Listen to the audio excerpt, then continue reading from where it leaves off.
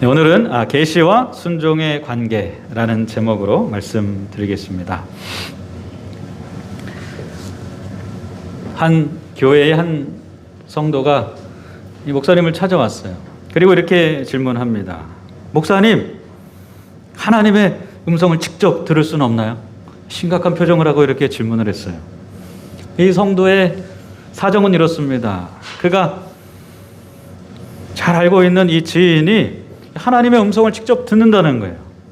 그래서 심지어는 마트에 가서 배를 살까 감을 살까 네, 그런 것까지 하나님께서 알려주시고, 그리고 버스를 탈 때 어떤 버스를 탈지, 택시를 탈 때 어떤 택시를 탈지, 어떤 택시는 보내야 되는지 그런 것까지 알려주시고 얼마나 편하고 좋은지 모르겠다는 것입니다. 왜냐하면 내가 뭐 안 해도 되니까요.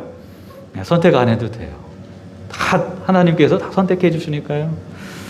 얼마나 좋은지 모르겠다고 합니다. 그런데 정작 본인은 아무리 하나님께 기도해도 그런 음성이 들리지 않는다는 것입니다. 그럼 누가 정상일까요? 방금 예를 들어 말씀드린 이 성도와 비슷한 그런 이 분이 요즘에 군대에 좀 있다고 그래요. 여러분, 요즘에 군대에서 핸드폰 다 할 수 있는 거 아시죠? 그런데 2020년 7월 2일부터는 이제 카톡도 된다고 합니다. 그래서 이 카톡이 되니까요, 많은 병사들이 집에 부모님께 안부 문자도 하고 카톡으로 여러 가지 대화를 나누겠죠. 그런데 그것을 좀 과도하게 하는 사람들이 생겼나 봐요. 그래서 어떤 아들이 엄마한테 카톡을 합니다. 엄마, 배가 조금 쌀을 아픈데 오늘 저녁을 건너뛸 거 아니면 그냥 먹을까? 엄마 몸이 좀 으스르르 추운데 어떻게 해야 돼?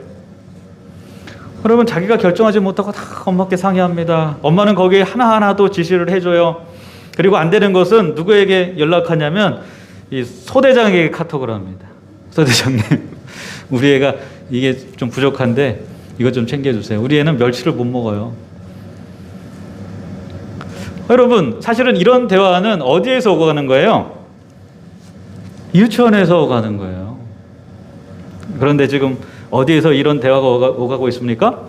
장성한 아들을 둔 엄마와 아들 사이에 이런 대화가 오가는 것입니다. 뭐 잘못되지 않았습니까?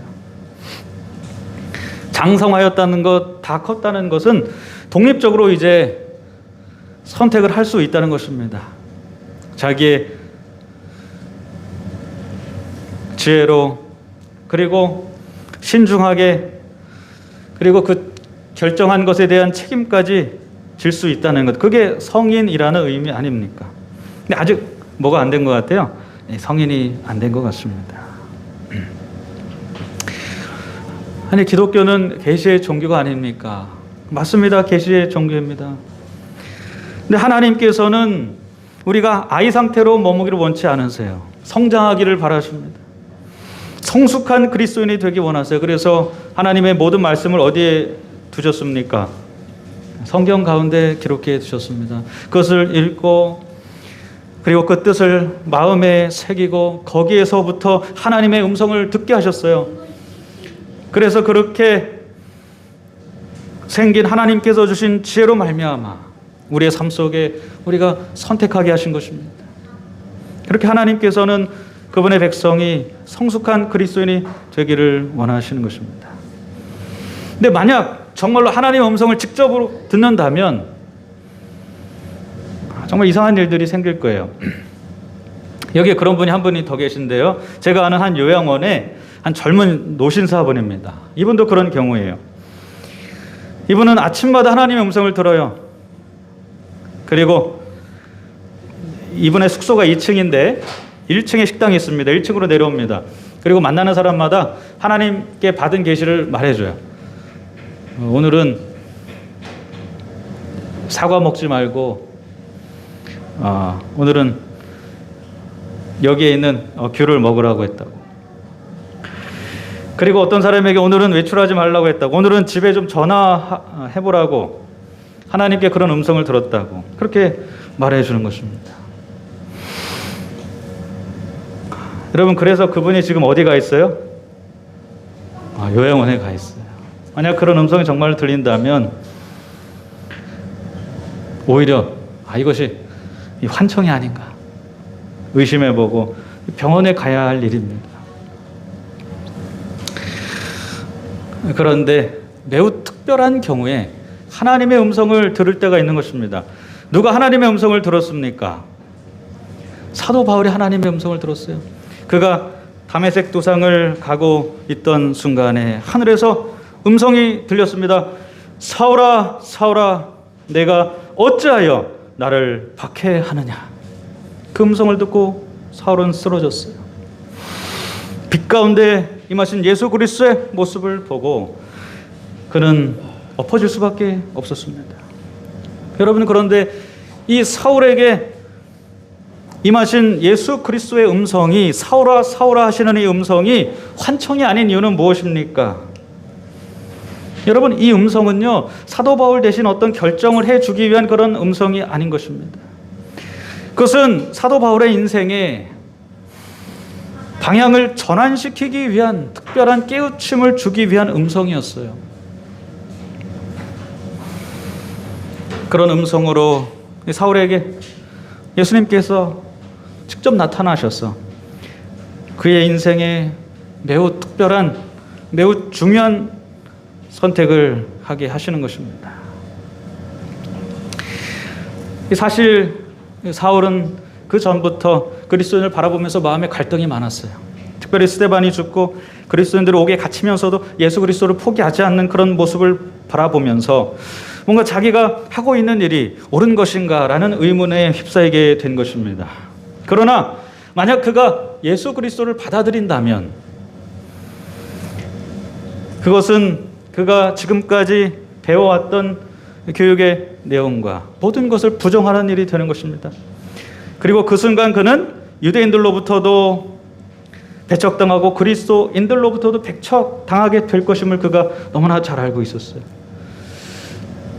여러분, 사울이 만약 그리스도인이 된다면, 예수를 인정한다면 자신의 모든 것은 무너져 내릴 것임을 그가 알았던 것입니다. 그래서 그가 애써 부정하고 있었어요. 여러분, 내가 알고 있던 모든 것을 부정해야 하는 순간, 그 순간을 맞아보신 분 있으십니까? 대부분 북한에서 오신 분들이 이야기를 들어보면 그런 순간을 경험한 이야기들을 많이 들을 수가 있어요. 특별히 평양이나 이렇게 도시에 살던 분 말고요, 좀 시골에 사시는 분들은 정말 순수하게 북한 당국에서 하는 이야기들을 100% 믿고 정말 수령님께 감사한다고 그래요. 우리가 비록 강냉이 죽밖에 못 먹지만 이것도 없어서 못 먹는 저 남한의 불쌍한 동포들 생각하면 수령님께 얼마나 감사한지 모르겠다고 그렇게 말한다고 합니다. 근데 좀 이제 커서 시장에 가면 그런 믿음들이 조금씩 깨지기 시작해요. 특별히 시장에서 파는 한국 이 음식들 또는 이 물품들을 보면 너무나 좋은 것입니다. 아니, 내가 듣고 배운 것은 한국이 정말 너무나 못 사는 나라라고 배웠는데 어떻게 이런 물건들을 만들지? 아마 일부 특권층들을 위해 만든 걸 거야. 그런데 그렇게 무너져 내리기 시작한 믿음이 와르르 무너져 내리는 순간은 언제입니까? 한국에서 방영되는 드라마를 보면요, 기똥찬거예요. 여러분, 드라마 속에 나오는 건물들, 또 정비된 도로, 사람들의 입고 다니는 모습, 수많은 자동차, 그것을 보면 내가 지금까지 평생 학교에서 배웠던 그 모든 것이 거짓이라는 것을 부인하지 않을 수가 없는 것입니다. 그리고 그걸 인정한 순간 어떻게 돼요? 인정한 순간 갈등이 돼요.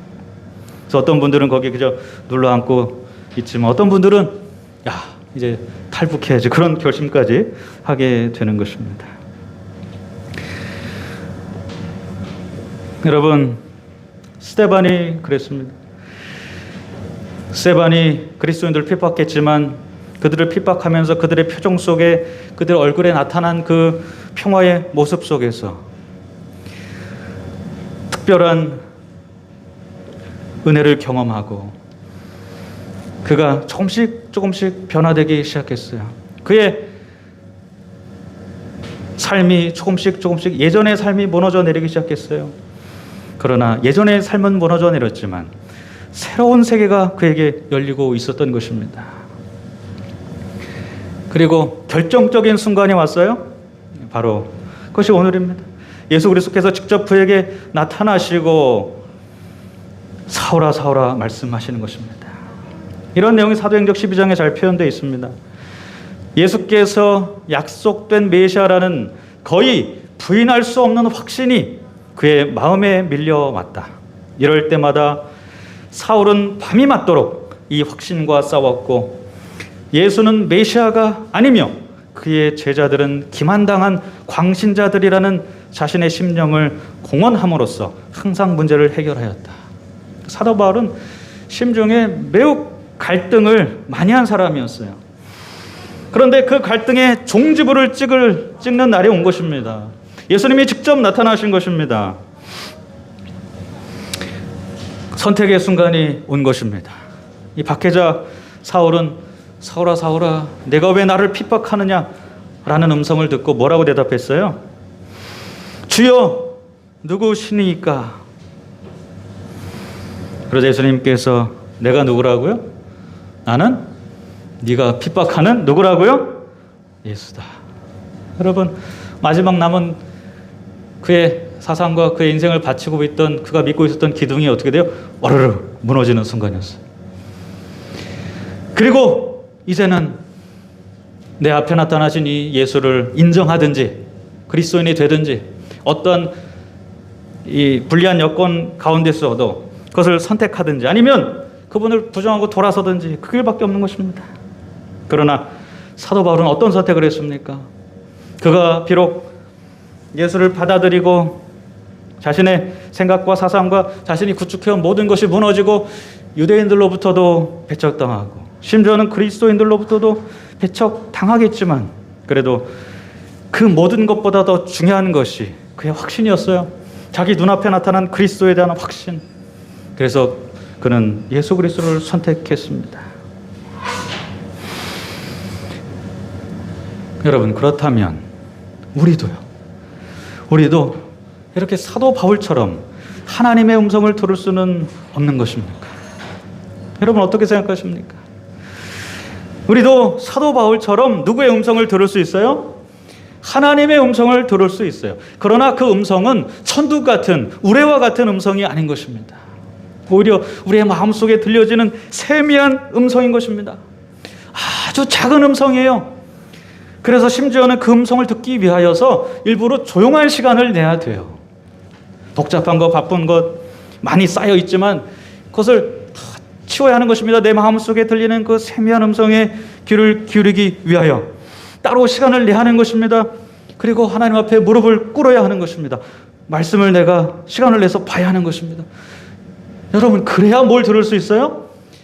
내 마음속에서 역사하시는 성령의 세미한 음성을 들을 수가 있는 것입니다. 그렇게 귀를 기울여야 하는 것입니다. 여러분 그런데 그 음성이 세미하다고 해서 능력이 없는 것이 아닙니다. 그 세미한 음성은 엄청난 능력을 갖고 있어요. 우리를 완전히 변화시키는 능력을 갖고 있는 것입니다. 여러분 여기에 한 사람이 이 컵에 물을 따라요. 근데 이걸 소금물로 만들고 싶어요. 그런데 소금물로 만들기 위해서 이 끝까지 소금을 다 채운 사람 있나요? 그런 사람 없을 거예요. 여러분 이 물이 아무리 많더라도 소금물로 만드는 방법은 간단합니다. 소금을 얼마큼 넣으면 돼요? 그죠? 몇 알갱이만 넣어도 거기에 짠맛이 나는 것입니다. 그렇습니다. 여러분 우리가 성령의 세미한 음성을 듣기 위하여 결심하는 그 순간 우리의 삶의 변화는 이미 시작되었음을 믿는 저와 여러분 되기를 간절히 바랍니다. 우리가 시간을 따로 내서 무릎 꿇고 기도하는 순간, 말씀을 보는 순간, 아니 그렇게 하려고 결심하는 순간 이미 내 마음 가운데 작용하신 성령의 세미한 음성은 우리를 변화시키고 있는 것입니다. 그리고 결국 그 음성이 나의 삶 전체를 변화시키는 것입니다. 그분은 우리를 계속해서 몰고 가시는 것입니다. 여러분, 차를 운전하고 도로를 가다 보면 길을 잘못 들을 때가 있습니다. 그럼 방향을 전환해야 돼요. 아무 데서나 돌리면 안 되죠. 무슨 신호가 나올 때까지 가야 돼요? 유턴 신호가 나올 때까지 가야 돼요. 때로는 그 길이 답답하기도 합니다. 그러나 계속 기다려야 돼요. 함부로 중앙선을 침범하면 안 되는 것입니다. 계속 기다려야 돼요. 그러다 보면 언젠가 유턴 신호가 나와요. 여러분, 우리의 삶이 갑자기 변화되지 않는다고 해서 너무 답답하게 생각하지 않게 되기를 간절히 바랍니다. 우리 가운데 성령의 음성으로 시작한 주님의 역사는 결국 우리를 어디로 몰고 갑니까? 우리의 삶에 유턴이 필요한 곳으로 몰고 가시는 것입니다. 사도 바울에게 역사하셨던, 그래서 그를 변화시켰던 성령께서 우리의 삶 속에도, 나의 삶 속에도 찾아오셔서 나의 삶을 완전히 바꿔야 하는 그 지점에 갖다 놓으시는 것입니다. 그 지점이 어디인지 우리는 스스로 알 수 없지만 우리의 인생 가운데 그런 지점이 반드시 있는 것입니다. 여러분, 이 지점에서 우리도 사도 바울의 선택을 해야 하는 것입니다. 그때 사도 바울처럼 예수님을 등지는 것이 아니라 사도 바울처럼 예수님을 선택하는 그런 저와 여러분이 되기를 간절히 바랍니다. 여기 한 예수님을 믿지 않는 남편을 둔 아내가 있었어요. 그의 소원은, 그의 평생 소원은 자기 남편이 자기와 같이 신앙생활을 하는 거예요. 한번 교회 같이 가보는 게 소원이에요. 이 남편이 꿈쩍도 하지 않아요. 오히려 자신이 교회 가는 것을 싫어하고 박해합니다. 도대체 이 남자가 어쩌려고 저러지? 그렇게 생각을 했어요. 세월이 지났습니다. 이 남편이 은퇴를 하게 됐어요. 은퇴하면 어떻습니까? 이제 하던 일 이제 안 하게 되고 시간이 많이 남아요. 왜 이렇게 시간이 많이 남지? 그러다 이 남편이 소파에 앉아서 이렇게 보는데 책꽂이에 시조라고 쓴 책자가 있는 거예요. 그래서 저거는 도대체 무슨 책이야? 그리고 꺼내서 읽기 시작했어요. 그런데 예전에 알지 못했던 뭔가 좀 느낌이 다른 느낌이 있어요. 그래서 시조를 다 읽고, 그다음에 이제 그 옆에 있는 또 가정과 건강이라는 책 꺼내서 읽고, 너무 좋아요. 이 말씀이 좀 마음에 울림이 있어요. 그리고 나서 그 옆에 있는 이제 예언의 신까지 다 읽게 됐습니다. 부인 몰래 읽었어요. 자신이 평생 하던 그런 부인을 박해하던 일이 있지 않습니까? 그래서 부인 몰래 읽고 또 읽었습니다. 그리고 마음에 뜨거움이 일어나기 시작했어요. 조금씩 변화가 시작됐습니다. 근데 어느 순간에 억울한 마음이 드는 거예요. 아니, 같이 집에서 사는 이 부인, 이 옆에 내가 좀 빨리 이런 걸 나한테 알려줬으면 얼마나 좋았을까. 아니, 이제서야 내가 이런 걸 알게 되다니. 그리고 부인한테 따졌습니다. 여보, 이 책 다 뭐야 이거? 이렇게 좋은 책을 자기만 봤어 지금까지? 했더니 부인이 뭐라고 했는지 아십니까? 여보, 내가 20년 전부터 그 책꽂이 계속 꽂아놨었어. 20년 전부터. 이 남편이, 말을 해도 듣지 않는 남편, 완고한 남편이 변화되기를 소원하면서 치료도 꽂아놓고 가정과 건강도 꽂아놓고 예언의 신의 말씀도 꽂아놓은 것입니다. 여러분, 이 남편의 변화는 한순간에 되지 않았어요. 이미 오래전부터 조금씩 변화됐던 것입니다. 오늘 우리 가운데 역사하시는 성령의 음성으로 말미암아 우리가 하나님 앞에 조금씩 변화되어서 결국에 우리의 인생이 완전히 바뀌어 버리는 그런 놀라운 구원의 은혜가 저와 여러분께 있게 되기를 간절히 바랍니다. 분명 예수님께서는 약속하셨습니다. 내가 너희를 거와 같이 버려두지 아니하고 너희에게로 오리라. 그날에는 내가 아버지 안에, 너희가 내 안에, 내가 너희 안에 있는 것을 너희가 알리라. 예수님께서 우리 가운데 오시지 않는 것이 아닙니다. 그분은 우리를 버려두지 않는다고 말씀하셨습니다. 그분은 언제나 우리의 마음을 두드리시며 우리 안에 거하기 원하십니다. 오늘 이 시간 그분께 우리의 마음을 열고 그 세미한 음성의 귀를 기울이는 저와 여러분 되기를 간절히 바라면서 말씀을 마치겠습니다. 하늘에 계신 아버지 주님께서 우리를 고아와 같이 버려두지 않는다고 말씀하셨습니다. 오늘 언제나 우리에게 찾아오셔서 우리의 마음문을 두드리시는 그 세미한 주님의 음성을 우리가 이제는 우리의 온 신경을 다해 귀 기울일 수 있도록 인도하여 주시옵소서. 아무리 바쁜 일이 있어도, 아무리 내 삶에 할 게 많을지라도 그 음성을 듣는 시간만큼은 우리가 소홀하게 생각하지 않도록 인도하여 주시옵소서. 그 음성을 듣고 주님께서 내 마음에 역사하시는 순간 우리의 인생은 이미 변화되기 시작했다는 사실을 우리가 잊지 않을 수 있도록 인도하여 주시옵소서.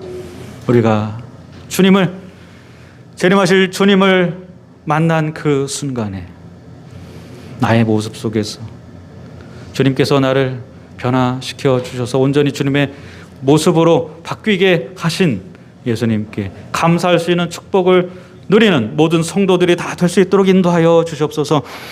오늘 이 시간 주님 앞에 드린 이 결심이 무너지지 않고 주님 앞에 언제나 가까이 나아가는 주님의 귀한 성도가 될 수 있도록 인도하실 것을 믿고 바라오며 참된 사랑이신 예수님의 이름으로 기도드렸습니다.